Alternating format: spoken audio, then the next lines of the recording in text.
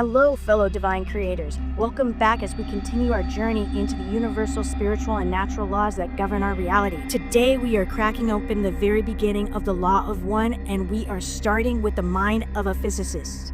Before we hear a single word from the cosmic entity known as Ra, we have to meet the man who asked the questions, Don Elkins.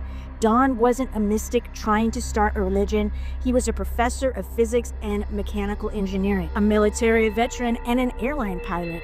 He looked at the universe through the lens of hard science, but he realized something profound. Our current scientific paradigm is incomplete. It's just a tiny special case of a much larger reality waiting to be unveiled. For 30 years, Don investigated paranormal phenomena, from UFO sightings to telepathy and mental metal bending. He waded through an ocean of hoaxes, tricks, and garbage data because he knew buried within it was a diamond of absolute truth. And in this opening segment on pages 4 and 5, Don sets the ground rules for us. Keep an open mind, but maintain your critical thinking. As we read his words together, we are going to explore how we can bridge the gap between orthodox science and the infinite cosmos.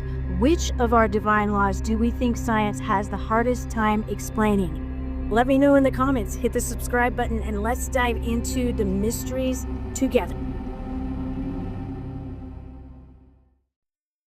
The Law of One, Book 1, The Raw Material, by Ra, a humble messenger of the Law of One. Introduction. Don Elkins. This book is an exact transcript from tape recordings of 26 sessions of an experiment designed to communicate with an extraterrestrial being. We started the experiment in 1962 and refined the process for 19 years. In 1981, the experimental results of our efforts changed profoundly in quality and precision. This book is simply a report of the beginning of this latter phase of our work.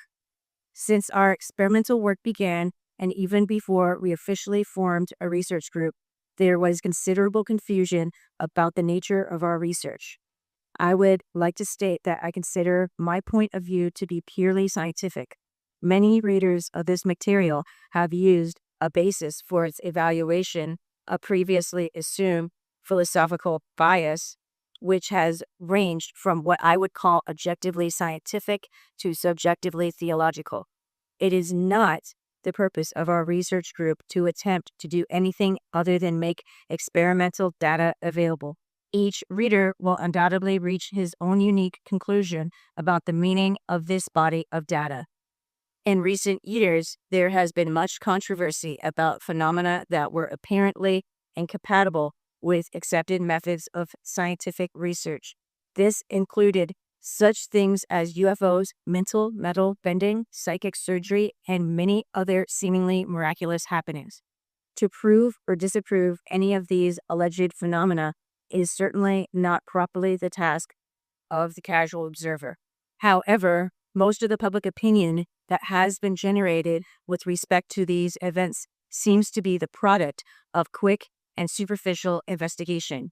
After almost 30 years of research and experimentation in the area of so-called paranormal phenomena, I must recommend extreme caution in reaching a conclusion. If it is possible to make money, gain notoriety, or have fun from perpetuating a hoax, then someone usually does it. Consequently, paranormal or psychic areas are prime targets for the trickster, and the careful researcher usually has to observe copious amounts of garbage data in order to find a possible embedded gem of truth.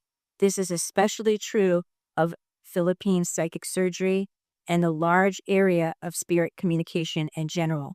It seems to me that the presently accepted scientific paradigm is less than adequate. It is my opinion that our present natural philosophy is a very special case of a much more general case yet to be unveiled. It is my hope that our research is in the direction of this discovery. After assimilating several million words of alleged extraterrestrial communication, it is also my opinion that this book and subsequent volumes of the raw material contain the most useful information that I have discovered. As a result of all of this delving into the rather confusing subject of UFOlogy and parapsychology, I, of course, have formed my current opinion of how things really are. This opinion may change at any time as I become aware of future information. This book is not intended to be a treatise of my opinion, so I will not attempt to defend its validity. The following is the best guess I can make about what we think we are doing. Only time will tell as to the accuracy of this guess. Our research group uses what I prefer to call tuned trance telepathy to communicate with an extraterrestrial race called Ra.